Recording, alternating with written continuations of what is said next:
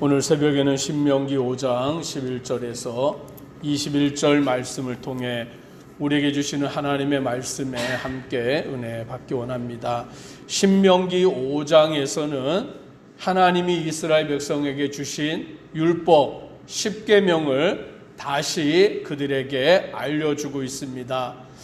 출애굽기 20장에서는 애굽에서 출애굽하고 난 뒤에 시내산에서 모세가 하나님의 계명 10계명을 받고서 그것을 백성들에게 전하여 준 것이고, 오늘 신명기 5장의 말씀에는 광야 40년의 생활이 끝나고 1세대들은 광야에서 다 죽고 이제 2세대들이 가나안 땅에 들어가기 직전 요단강 동편 땅에서 가나안을 바라볼 때 모세가 그 2세대들에게 이 계명 10계명을 다시 전하여 주고 있는 내용입니다.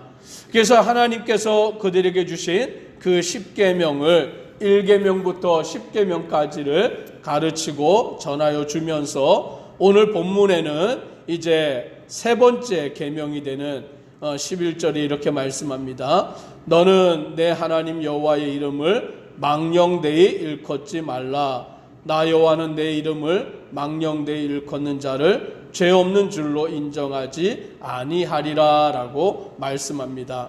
세 번째 계명은 내 하나님 여호와의 이름을 망령되이 일컫지 말라라는 것입니다. 여기서 망령되이라는 그 단어는 헛되게라는 뜻입니다. 또는 거짓으로라는 그와 같은 내용입니다. 그러니 하나님의 이름을 헛되게 부르지 말아라 라는 뜻이죠. 또는 하나님의 이름을 가지고 헛된 맹세를 하지 말아라 라는 내용인 것입니다. 어떤 사람 보면 뭐라고 이야기하냐면 내가 부모의 이름을 걸고 맹세한다라는 사람이 있어요. 또는 내 이름을 걸고 맹세하는데 나는 그런 일을 한 적이 없어 라고 말하는 사람이 있습니다. 그런데 가끔 보면 또 어떤 사람이 있냐면 하나님의 이름을 두고 맹세하는데 나는 결코 그렇지 않아 라고 말하는 사람들이 있어요. 오늘 하나님은 그렇게 하지 말라라고 말씀합니다. 하나님의 이름으로 맹세하지 말아라 라고 말씀해 주고 있는 것입니다. 오늘 하나님의 이름을 사용하는데, 하나님의 이름을 부르는데 그 이름을 헛되게 부르지 말고, 그 이름을 거짓으로 부르지 말고, 또는 자기 이익을 위하여서 하나님의 이름을 그와 같이 사용하는 그 일들을 하지 말아라 라고 말씀해 주고 있는 것입니다. 오늘 우리는 하나님의 이름을 경외해야 되는 줄 믿으시기를 바랍니다. 오늘 하나님의 이름을 부르는 것을 두려워해야 되는 거예요. 함부로 내가 하나님의 이름을 입에 담는 게 아니라, 내 이익을 위해서 하나님의 이름을 쓰는 것이 아니라, 내가 억울한 일을 당했는데 나는 그런 일을 한 적이 없어, 그 누명을 벗기 위해서 하나님의 이름으로 맹세하는 그런 일을 하지 말아라 라고 말씀해 주고 있는 것입니다.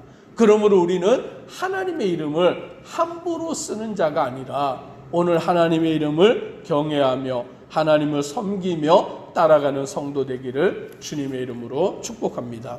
두 번째로는 12절 같이 함께 읽습니다.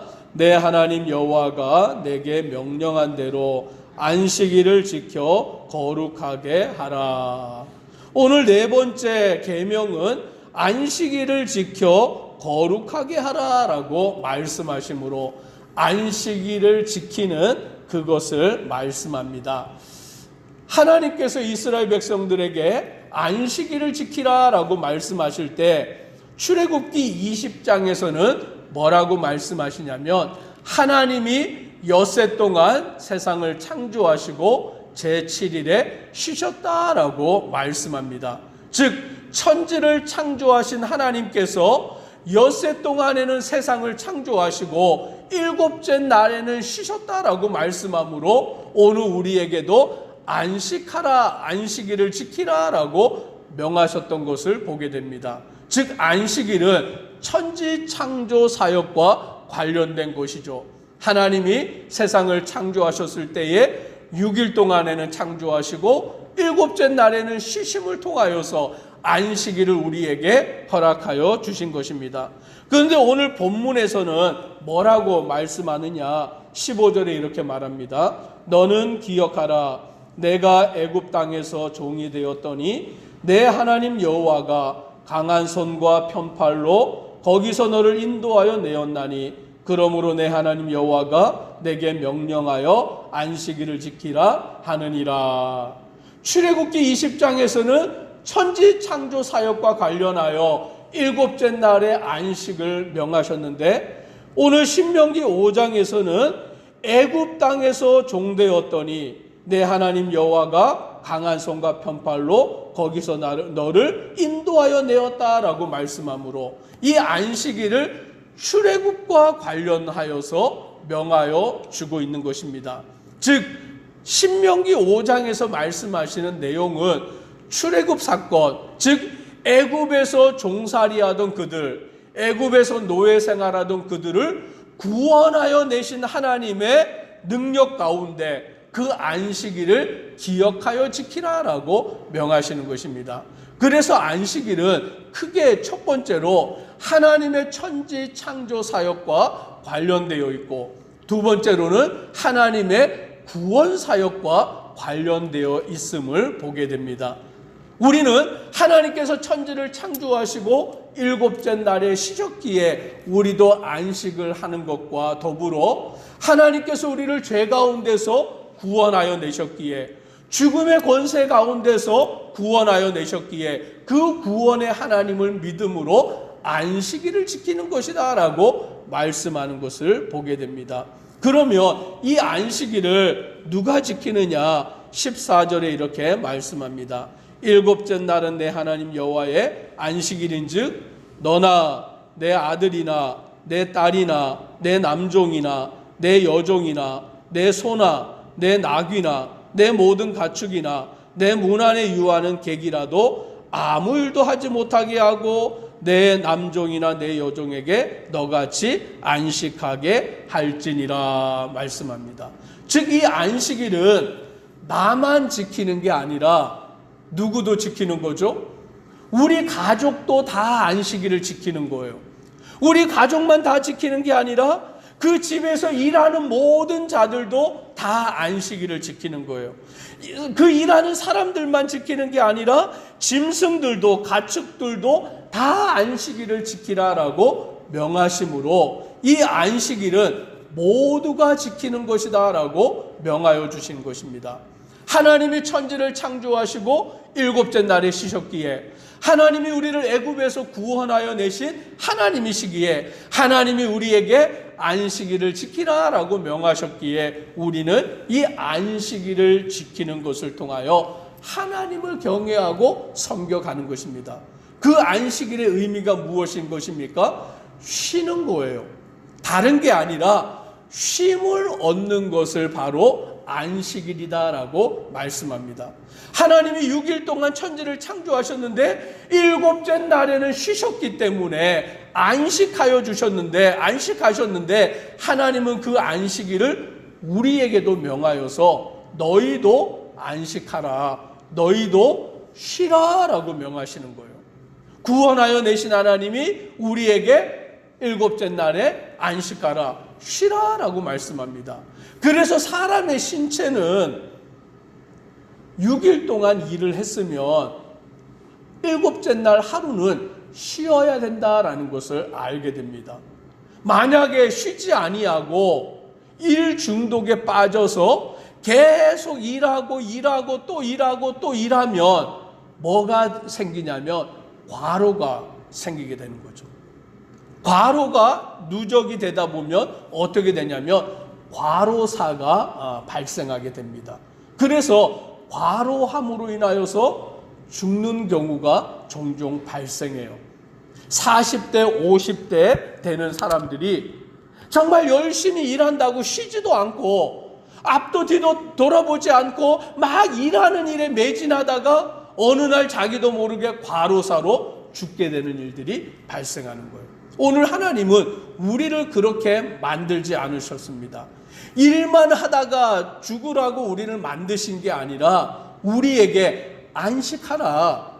하나님도 6일 동안 천지를 창조하시고 7째 날에 쉬셨는데 그 하나님이 우리를 애굽에서 구원하여 내실 때 애굽에서 종살이 하던 때에서 구원하신 거예요. 종은 무엇입니까?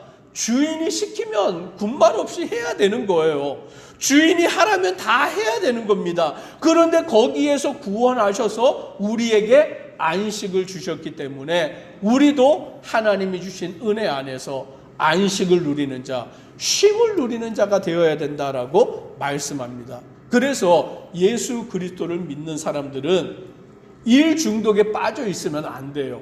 일은 내게 주어진 일이니까 최선을 다하고 열심을 다하지만 일에 중독되어서 일에 매몰되어서 먹고 살기 위해서는 일할 수밖에 없다, 이런 관점으로 사는 게 아니라 무엇을 먹든지 무엇을 마시든지 다 주를 위해서 하는 것이며 또 먹는 것과 마시는 것과 입는 것, 이것을 염려하면 안 되는 것이죠. 왜냐하면 하나님이 우리에게 필요한 것을 다 채워주시기 때문에 그런 염려 가운데 사는 것이 아니라 먼저 그의 나라와 그의 의를 위하여 살아가는 것이 믿음의 성도의 마땅한 바인 것입니다.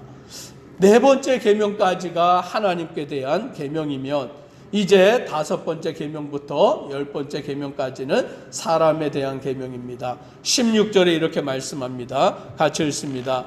너는 내 하나님 여호와께서 명령한 대로 내 부모를 공경하라. 그리하면 내 하나님 여호와가 내게 준 땅에서 내 생명이 길고 복을 누리리라. 아멘. 오늘 하나님이 말씀하는데 너는 내 하나님 여호와께서 명령한 대로 내 부모를 공경하라. 즉 하나님을 경외하면 우리는 마땅히 육체의 부모를 공경하는 것, 그것이 주님 안에서 마땅한 일인 것이고, 하나님은 우리에게 그리하면 우리에게 준 땅에서 생명이 길고 복을 누리게 하겠다라고 약속해 주시는 것입니다.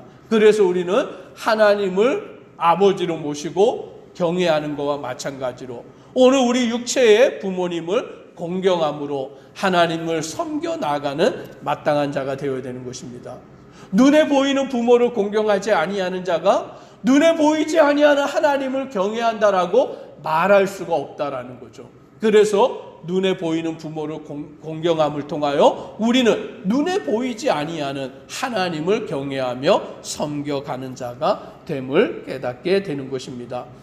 17절부터 보면 그 나머지 계명이 연결되어 말씀되고 있습니다. 살인하지 말지니라, 간음하지 말지니라, 도둑질하지 말지니라, 내 이웃에 대하여 거짓 증거하지 말지니라, 내 이웃의 아내를 탐하지 말지니라. 앞에 계명들은 하라라는 계명이 주를 이루었다면 나머지 그 계명들은 하지 말라라는 계명인 거예요. 살인하지 말라, 간음하지 말라, 도둑질하지 말라, 이웃에 대해 거짓 증거하지 말라, 이웃의 아내를 탐하지 말라, 이웃의 소유를 탐하지 말라라는 것으로 하나님이 말씀합니다. 이 하지 말라라는 계명은 어찌 보면 소극적인 계명인 것이죠. 왜냐하면 적극적으로 선을 행하는 것이 아니라, 남을 돕는 것이 아니라, 의를 행하는 것이 아니라 하지 아니하는 것이기 때문에 소극적인 것입니다. 그런데 왜 이 계명을 주셨느냐? 최소한 우리가 사람이 살아가는 일에 있어서, 이웃과 함께 더불어 사는 일에 있어서 이런 일은 하면 안 된다라는 것을 마지노선으로 정해준 거예요. 사람 가운데 사람을 죽이는 일은 안 됩니다. 남의 그를 탐하여 간음하는 일은 안 되는 것입니다. 남의 물건을 도둑질하는 것은 안 되는 것입니다. 남에 대하여 거짓 증거하는 일은 안 되는 것입니다.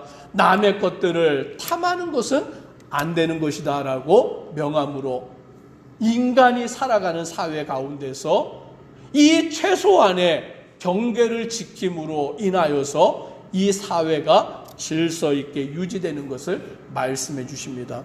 오늘 우리는 하나님이 우리에게 주시는 계명을 통하여서 하나님의 말씀과 뜻 가운데 살아가는 믿음의 성도 되기를 주의 이름으로 축복합니다. 기도드리겠습니다.